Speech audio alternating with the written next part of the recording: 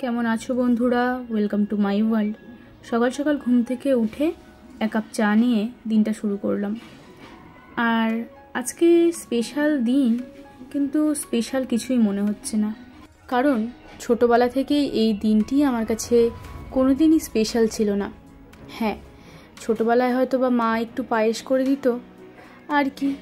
এখন মায়ের যদিও হাত ভেঙে গেছে বলে আজকের দিনটা আরও স্পেশাল কিছু নয়। সকাল সকাল বাবা বাজার নিয়ে চলে এসছে, তো মায়ের মাথায় একটু কলপ করে দিলাম, কারণ সামনেই পুজো। আলু, লঙ্কা, তার সঙ্গে ঝিঙ্গা, পটল, কুয়াশ, শসা, পেঁপে, আর তার সঙ্গে বাবা এনেছে একটুখানি মাংস।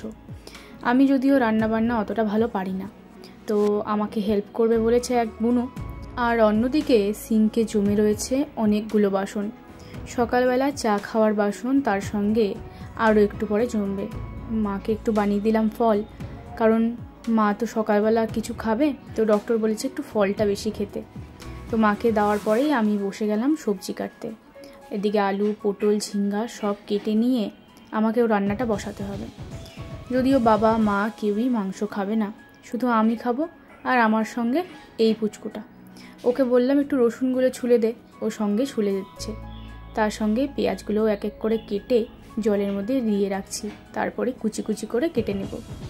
অত মশলা টশলা বাটা আমার পক্ষে সম্ভব নয়, কারণ হঠাৎ করে যখন অনেক কাজের দায়িত্ব মাথায় আসে না, তখন কি করব কি করব না সেটা ভাবতে ভাবতেই দিন চলে যায়। যাই হোক, তো তেল দিয়ে দেওয়া হয়েছে কড়াইতে, তারপরে রান্নাটা শুরু হলো। প্রথমেই ঝিঙ্গা আর পটল পোস্ত হবে, আর তার সঙ্গে মাংস। এই রান্নাটা দেখতে দেখতে আমার গল্পগুলোও তোমরা শুনে নাও। যদিও বা অনেক দিন থেকে জমে রাখা এই কথাগুলো আজকে এই ভিডিওর মাধ্যমে বলছি, কারণ কথাটা হলো কাউকে বলার নেই, এই কথাগুলো শোনার কোনো মানুষ হয় না, তো ভিডিওর মাধ্যমে যদি বলে একটু শান্তি পাই। যাই হোক, ছোটোবেলা থেকেই কিন্তু কখনো বার্থডে উইশ পাইনি। আর এবারও আমি কি করেছিলাম, ফেসবুকের নোটিফিকেশনটা অফ করে দিয়েছিলাম, মানে আমার বার্থডে যে আজ সেটা যাতে কেউ জানতে না পারে। আমি দেখতে চেয়েছিলাম যে কতজন আমার বার্থডেটা মনে রাখে বা কতজন আমাকে ভালোবাসে। সত্যি যা ভাবা তাই কাজ। হাতে গোনা 3 থেকে 4 জন আমার বার্থডে উইশ করেছে। আমি এটাই চেয়েছিলাম, আমার বার্থডে কেউ মনে না রাখুক, মনে রাখলেও যারা মনে রাখবে তারা যাতে সারা জীবন মনে রাখে। আর সত্যি সেটাই হলো। অন্যদিকে দেখো, আলুগুলোও কিন্তু লাল লাল ভাজা হয়ে গেছে, এখন ফোড়নটা দিয়ে দেওয়া হচ্ছে আর কি। ছোটোবেলা থেকে না, যখন স্কুলে যেতাম তখন থেকেই খুব একটা বন্ধু ছিল না। আমি না জোর করে সবার কাছে প্রিয় হওয়ার চেষ্টা করতাম। জানি না প্রিয় হওয়ার চেষ্টা করাটা ভুল না খারাপ, সেই সময় না অনেক ছোট ছিলাম, বুঝতাম না যে জোর করে কারো কাছে প্রিয় হওয়া যায় না। বড় হওয়ার সঙ্গে সঙ্গেও না অনেক চেষ্টাটা করেছিলাম যে আমি তার কাছে একটু প্রিয় হব। প্রিয় মানে এমন না সে আমায় একটু ভালোবাসুক, আসল কথা প্রিয় হওয়ার কথাটা হলো ভালোবাসা পাওয়াটা, ভালোবাসা চাওয়াটা। এমন অনেকেই আছে যারা কখনো কারো থেকে খুব একটা ভালোবাসা পায় না, প্রয়োজনে অনেক ব্যবহার করা হয় তাকে, কিন্তু আলটিমেটলি কোথাও একটা গিয়ে কিন্তু সেই মানুষটা অনেক একা। সেই রকমই একটা মানুষ আমি। যদিও এই কথাগুলো বলছি আমার খারাপটা লাগছে, কিন্তু খারাপ লাগাটা যাতে খারাপ লাগায় থেকে না যায়। এখন বড় হওয়ার সঙ্গে সঙ্গে না নিজেকে বুঝিয়ে নেওয়ার চেষ্টা করছি যে সারা জীবন কেউ পাশে থাকে না, পাশে থাকার মানুষগুলো সেই হাতে গোনা 2-4টে। বাবা মা তো থাকবেই, তার সঙ্গে 2-1 জন, সেই 2-1 জনই যাতে সারা জীবন থেকে যায়, আমি সেটাই চাই। 1000 ঘন্টা মানুষ ভালোবাসুক আমি চাই না, কিন্তু যারা ভালোবাসবে তারা যাতে মন থেকে ভালোবাসে। যাই হোক, এখন মাংসটা কষানো হচ্ছে, যদিও স্নেহা রান্নাটা করছে। স্নেহা আমারই এক বোন, কাকাতো বোন। আর এই মাংস রান্নার সঙ্গে সঙ্গে অনেক কথাও মনে পড়ছিল। ও যখন রান্না করছিল আমরা না পুরোনো দিনের গল্প করছিলাম, যে ছোটোবেলায় এটা হতো, ওটা হতো, সেটা হতো। আর আমি না ছোটোবেলা থেকেই মানুষের বাড়িতে খেতে খুব ভালোবাসতাম, মানে এক কথায় নিমন্ত্রণ। কিন্তু ছোটোবেলা থেকেই খুব একটা নিমন্ত্রণ আমি পাইনি। আর যে কটা নিমন্ত্রণ পেয়েছি সেগুলো হয় বাবার পরিচিত কারো বিয়ে বা অন্য কিছু। খুব একটা কারো জন্মদিনেও নিমন্ত্রণ পাইনি। বড় হওয়ার পর 2-4 জন যা নিমন্ত্রণ করে আর কি। এখন যখন হাতে টাকা, তখন না রেস্টুরেন্টে মাঝে মাঝে খেতে যাই, ভাবি এটাই একটা নিমন্ত্রণ। আর রেস্টুরেন্টে খেতে গিয়ে যে খুব আহামরি খাবো তাও না, মানে ওই যাওয়াটাই সারে। যাই হোক, অন্যদিকে একটু জল গরম করে নেওয়া হয়েছিল, সেটা ঝোলের জন্য দিয়ে দিলাম।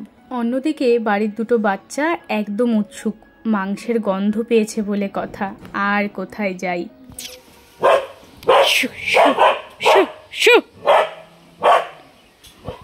ওপরে বসে আছে একটা পাখি, তাই পাখি দেখে ওকে চিৎকার করতে হবে, বা কাউকে বাড়িতে আসতে দেবো না। তাই তো মাম্মা, তাই তো মাম্মা। আলে আলে বাবলে, আলে বাবলে। হ্যাঁ, তুই ট্রাইপডের মধ্যে ঢুকে যা তুই। যাই হোক, ওদেরকে একটু আদর ঠাদর করে আমিও আবার অর্ধেক রান্নাটা সম্পূর্ণ করতে ঘরে চলে আসলাম।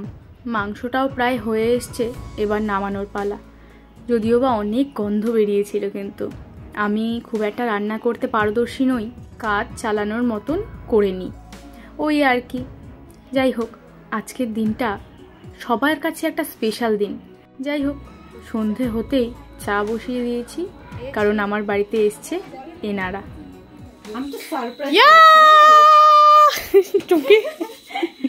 আমি কাজ করতেছি, আমি ব্লগে নাই, ব্লগে মুখে কথা বলবো এগুলো।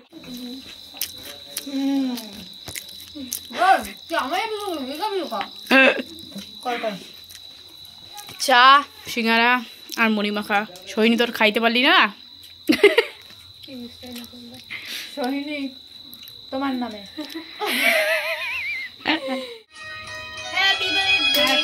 Happy birthday to you.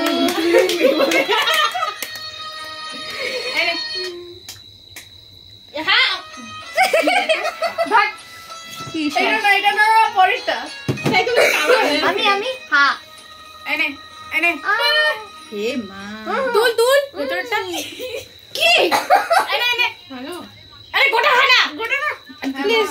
আমি হচ্ছে কাইটা সুন্দর করে দে বাইরেতে। এমন করে কি কাটে, কিভাবে কাটবে? জন্মদিন এই ফলটা খাইতে যা বাজে না। অত্যাচার পড়া ভিডিও শুট হচ্ছে, হেরানো পা দিয়ে। তাও আমি হাফ প্যান্ট পরছি, দেখ না। তাও তো তোরা ঠিক আছে, জামা কাপড় পরে এটা আমাকে পাঠা স্ট্যাটাসে যাবে।